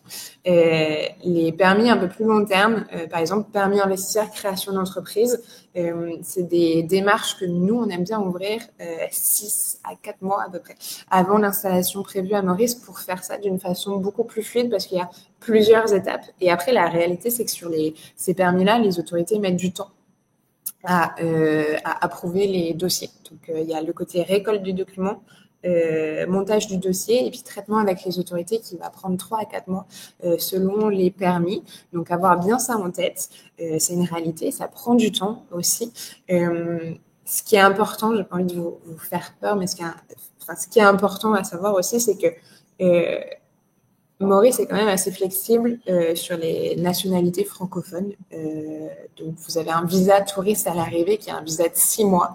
Donc, vous pouvez très bien arriver sur le territoire mauricien en ayant des démarches, en n'ayant pas encore votre permis de résidence approuvé. Vous pourrez arriver sur le territoire, avoir votre visa touristique pendant 6 mois. Et puis, le but dans ces 6 mois, ça va être de finaliser les démarches. C'est un petit peu plus stressant parce que du coup, vous savez que le temps est un peu plus compté, mais ça fonctionne très bien. Aujourd'hui, c'est la plupart des cas aujourd'hui que vivent nos clients quand ça va très vite avec l'immigration, avec les autorités pour obtenir l'approval. Tant mieux, comme ça on arrive sur le territoire, on a déjà l'approval, on finalise sur place, mais il arrive aussi que les démarches prennent plus de temps. Ça va dépendre de la bonne patience aussi des autorités sur les dossiers. Donc, il y a certaines périodes où ils vont mettre 2 mois pour émettre un approval, d'autres, ça va être 3 ou 4 mois. Donc, mais ça, généralement, on vous le dit au fur et à mesure de la démarche. Voilà, donc j'ai envie de vous dire que vous avez le temps pour la rentrée. Après, il ne faut pas traîner. C'est bien de commencer en amont pour faire les choses calmement, surtout sur le côté montage, récolte des documents, je suis sûre d'avoir les originaux qu'il me faut. Et de l'autre côté, du coup, recherche de logement, billets d'avion, c'est bien de les prendre pas trop tard non plus pour avoir des meilleurs prix, assurance santé, faire mes rendez-vous médicaux avant de partir aussi, dire au revoir à la famille, faire une petite fête de départ, etc. Donc, plus tôt, le mieux c'est, et le mieux on est relax dans les démarches, tout simplement. Effectivement. Donc, écoute, merci. Donc, vous l'avez compris, il est encore temps, faut pas tarder. Mais tout au long de l'année, on peut vous accompagner. Surtout, on a des solutions à vous proposer si jamais vous arrivez sur un timing un peu serré, un calendrier un peu serré par rapport à votre arrivée. Alors, on va passer à notre dernière question. Je vous invite à rester avec moi parce que dans quelques secondes, on va ensuite passer à vos questions à vous. On va en sélectionner un certain nombre. Alors, notre dernière question pour toi, Anaïs, c'est bien évidemment, quel conseil tu donnerais à quelqu'un qui hésite encore, si c'est encore possible après tout ce que tu nous as expliqué sur Maurice, à franchir le pas pour s'installer sur notre île? Et j'ai pas envie de dire le même que je dis à chaque fois, parce que souvent, je vais vous dire qu'une expatriation n'est pas irréversible. Donc, n'hésitez pas. En gros, l'aventure, si jamais ça se passe mal ou si jamais vous sentez que c'est pas ce projet-là qui est fait pour vous, l'expatriation n'est pas irréversible. Donc, vous pouvez très bien revenir en arrière et, par exemple, ça déclenche souvent une ouverture sur une autre destination aussi d'expatriation.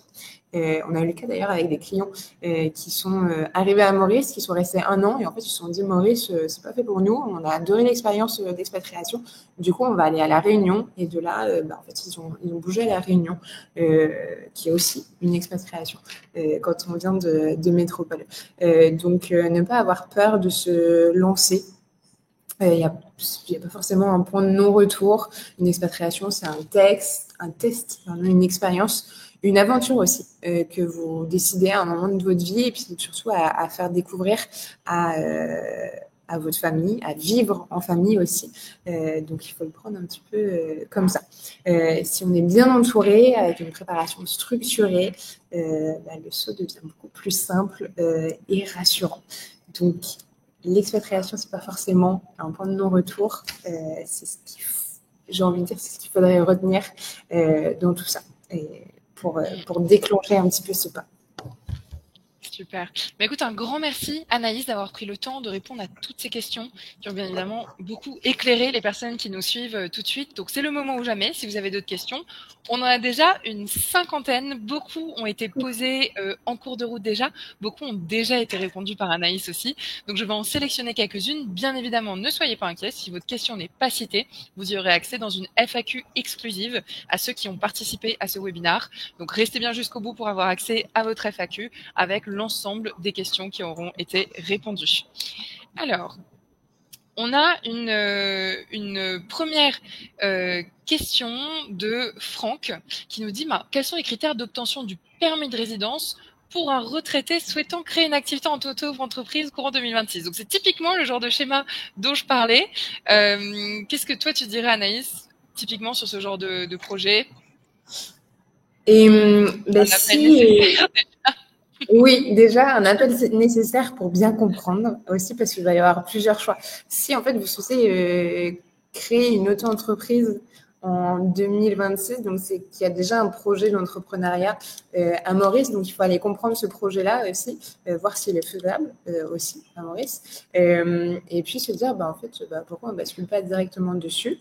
Ou alors, dans ces cas-là, faire soit le permis retraité pour vous permettre d'arriver à Maurice, découvrir un petit peu le marché mauricien et après vous lancer sur le côté entrepreneuriat ou arriver en visa premium qui vous permettra d'être un peu plus flexible, découvrir le marché, d'éviter les frais du gouvernement liés au permis retraité, par exemple.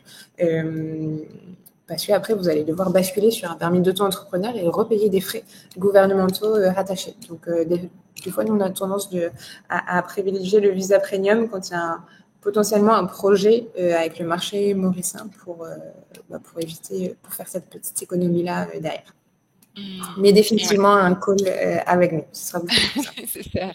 On va tout de suite après, vous allez avoir accès pour prendre le call, ne vous en faites pas, en plus de ce qui a été mis dans le chat. Une question de Johanna Richard. En combien de semaines puis-je obtenir un visa premium et combien de semaines de délai pour un permis self-employed? Est-ce qu'il y a une différence de délai aujourd'hui, Anaïs, entre ces deux permis? Ouais, définitivement, il y a une différence qui est notable. Aujourd'hui, alors, lorsque le dossier est prêt à être déposé auprès du gouvernement mauricien, les autorités mettent à peu près 1 mois pour émettre un visa premium. Nous, on va dire 2 mois de délai parce qu'on va compter généralement 3 semaines de récolte de documents. Pour un permis self-employed, à partir du moment où le dossier est prêt et déposé avec les autorités, il y a bien 3 mois, 4 mois de démarche avec les autorités mauriciennes. Aujourd'hui, le self-employed, c'est le visa qui met le plus de temps à être traité par les autorités. Pareil, le permis investisseur d'ailleurs. Il met le plus, lui aussi, il met 3 à 4 mois. Le permis retraité est plus rapide. On est sur du 1 mois aussi. Permis professionnel aussi, salarié en entreprise. On est sur du 1 mois et demi à peu près de traitement avec les autorités mauriciennes. Donc ça, c'est sans compter le temps de récolte des documents à prévoir en amont. Oui, exactement. Merci Anaïs pour ces éléments. Alors, on a une autre question. Pour venir en retraite à l'île Maurice, quel est le montant de revenus demandé? Et alors, ça, c'est les conditions du gouvernement. C'est $1 500 par mois, tout simplement. Voilà. Que vous soyez à 2 ou pas. Contrairement à un visa premium où c'est un montant par rapport à la famille, le permis retraité, c'est les conditions pour obtenir le permis retraité et les visas dépendants rattachés. Donc $1 500 par mois. Une question de Julien. Quel est le coût moyen environ pour l'import d'un animal de compagnie? Attention, sujet à ne pas négliger, effectivement, dans son budget. Oui, sujet à ne pas négliger. Ça, je vous invite vraiment à prendre un call avec Charlotte pour le coup, parce qu'elle pourra bien vous orienter sur tous ces sujets-là. Ça va dépendre aussi si c'est un chat ou si c'est un chien derrière. Voilà. On est sur du 2000 € à peu près par animal, en comptant tout ce qui est frais de vétérinaire aussi à prévoir, le billet d'avion, la cage, le permis d'importation, etc. Donc, minimum 2000 par animal. Exactement, on est vraiment sur des fourchettes larges, ça dépend du pays d'origine aussi, entre 1500 2500. Mais vraiment, prenez rendez-vous avec nous et on pourra définitivement vous rediriger vers Charlotte pour avoir plus d'informations dessus. Une question de Laurence. Lors de l'arrivée définitive, il y a un fameux billet d'avion aller, mais aussi un billet retour qui doit être émis à maximum 1 an. Comment cela se passe-t-il? On a eu plusieurs questions dessus parce que c'est difficile d'obtenir un billet à presque 1 an. Donc, qu'est-ce que tu peux nous dire dessus, Anaïs? Quelles sont tes recommandations? Oui, alors nous, on a des petites astuces du coup pour nos clients et on va leur partager les partenaires avec qui on travaille où ça permet de juste prendre une réservation du billet d'avion retour à plus de 6 mois ou à 3 mois, par exemple, pour obtenir le visa touriste à l'arrivée, qui n'est pas un billet d'avion. Du coup, c'est vraiment juste une réservation. Vous pouvez monter à la douane et il n'y a pas de souci pour passer la douane et avoir un petit tampon sur votre passeport et qui est beaucoup moins cher du coup qu'un billet retour. Il faut compter de mémoire $20 à peu près par personne pour ce type de solution. Mais ça, il ne faudra pas hésiter à revenir vers votre agence Smart Traveler parce qu'il pourra bien vous guider dans cette démarche. Oui, tout à fait. On a une question de Marine. Pour le visa premium, faut-il rester un minimum de temps sur le sol mauricien ou pas? Non, il n'y a pas de minimum de temps sur le territoire mauricien. Le seul point sur le temps pour le visa premium, c'est que le moment où votre visa premium est émis et que vous êtes encore à l'étranger, vous êtes obligé de venir à Maurice sous 6 mois. Si vous n'êtes pas arrivé sur le territoire mauricien dans les 6 mois, votre visa premium sera annulé. Vous pourrez refaire une demande derrière, mais c'est important de savoir. Alors, pour le permis retraité, mais je pense pour tous les permis, est-ce que tu peux nous parler peut-être des examens médicaux? Est-ce qu'ils sont requis? Comment ça se passe? Oui, tout à fait. Ça, c'est pour tous les permis hors visa premium. Pour tous les permis, même le permis d'acquisition lié à l'acquisition immobilière, pardon, le PRP. Les examens médicaux sont obligatoires. C'est à faire à votre arrivée. Nous, pareil, on vous guide, on vous dit où aller, quels seront les coûts, qu'est-ce qu'il faudra dire et surtout ne pas oublier votre passeport. C'est une prise de sang. Général, ils vont vérifier surtout VIH, hépatite B, VIH qui est rédhibitoire pour le coup, si jamais vous êtes positive, et une radio des poumons. Donc, généralement, vous avez les résultats sous 3 jours. Très bien. Alors, une question de Cédric qui nous demande, il prévoit un voyage de repérage à l'île Maurice et il nous dit, est-ce qu'on peut aider à organiser les visites essentielles qu'il faut faire lors du voyage de repérage? Oui, tout à fait. Et ça, c'est Charlotte qui fait ça. Toujours. C'est Notre son collègue rôle. Charlotte.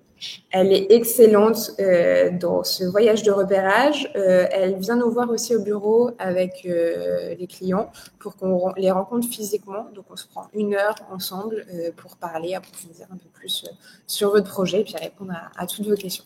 Donc, ça, c'est possible. On a ces services-là. N'hésitez pas à nous contacter et à contacter Charlotte aussi. Je vais prendre encore quelques questions, puis on va pouvoir passer à la surprise qu'on vous a prévue pour lancer votre démarche d'expatriation cette année en 2025. C'est parti, j'en prends encore quelques-unes. Une question de Stéphanie, notre expatriation est prévue. Il se pose des questions sur le permis de conduire. Est-ce qu'on peut garder son permis français, par exemple, de conduire à Maurice, ou est-ce qu'il faut faire un changement, une demande de permis international ou autre? Alors, sur les sites officiels du gouvernement mauricien, il est dit qu'au bout de 6 mois de résidence à Maurice, vous êtes censé basculer sur un permis de conduite mauricien. C'est une démarche qui est très compliquée, qui se fait avec les casernes, qui est compliquée, qui n'est pas forcément essentielle aujourd'hui. Il y a beaucoup d'expats qui n'ont jamais fait cette démarche.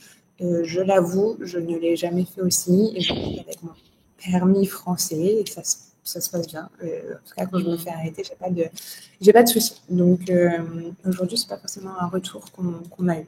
Donc on m'a dit ne pas s'embêter avec cette démarche, mais après, si vous préférez être rassuré, on a la démarche aussi, on peut vous la donner. Oui, tout à fait. Moi, je l'ai fait en arrivant, mais pour autant, il y a une tolérance de la part des autorités vraiment sur le permis. Alors, beaucoup de questions auxquelles on a déjà répondu ici. Alors, une question de Phil. Je voyage beaucoup et je compte donc de la proximité pour découvrir les régions du monde plus au sud. Comment sont les accès aériens vers les régions australes? Donc, est-ce qu'on a beaucoup de compagnies aériennes qui partent vers les régions australes? Pas mal, quand même. Oui, hein. Oui, Ouais. Vraiment ouais, pas pas mal. mal. Pas mal. Ça, pour le coup, Attention on n'a pas aux tarifs. Ouais, c'est ça. Ouais. C'est ça. Parce que un billet d'avion, c'est comme le billet France-Maurice, c'est un petit coût derrière. Donc forcément, c'est un peu plus cher quand on voyage depuis Maurice, mais ça se fait très bien aujourd'hui. Ouais, tout à fait. Ensuite, on a une question. Ah oui, alors une question santé actuelle. Qu'en est-il de la situation avec les moustiques et le chikungunya? Y a-t-il un impact sur la vie au quotidien à Maurice?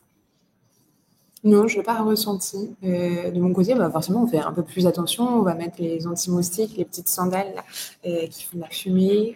On va se protéger un peu plus. Mais il y a toujours eu des moustiques à Maurice et ça rentre un petit peu dans le quotidien aujourd'hui. Et après, le chikungunya est bien traité aussi. Donc, c'est des symptômes qui sont pas le plus très dangereux. Donc, il y a ce qu'il faut. En tout cas, il y a les procédures qui sont mises en place par le gouvernement derrière. Ok. Allez, je prends encore 2 questions et après on passe à la surprise. Une question de Olivier. Faut-il être bilingue dans les démarches administratives? Alors effectivement. Ça aide parce qu'en effet, les documents administratifs qu'il faut remplir sont en anglais. Mais on est là, pour le coup, on le fait à votre place. Vous nous donnez juste vos documents et nous, on remplit tous les formulaires pour le gouvernement. Donc c'est pas grave. Si vous n'êtes pas bilingue, ça fonctionne aussi. Et enfin, une dernière question de Catherine. Lorsqu'on a son visa, quel est le délai pour venir à l'île Maurice, une fois qu'on a eu l'accord de principe ou le visa premium? Et alors, du coup, visa premium 6 mois et accord de principe, il faudra finaliser les démarches sous 3 mois. Donc, il faut venir sous 2 mois, j'ai envie de dire, maximum, pour vous laisser 1 mois sur place pour finir, parce qu'il y a un dernier rendez-vous avec les autorités mauriciennes aussi. Et ça met un peu de temps à le transmettre. Il faut compter 1 semaine et demie, 2 semaines pour l'obtenir. Donc 2 mois, j'ai envie de dire. Merci Anaïs. On vous retrouve bientôt au paradis, sous le soleil. En tout cas, définitivement bientôt par téléphone. À bientôt. À très vite. Au revoir.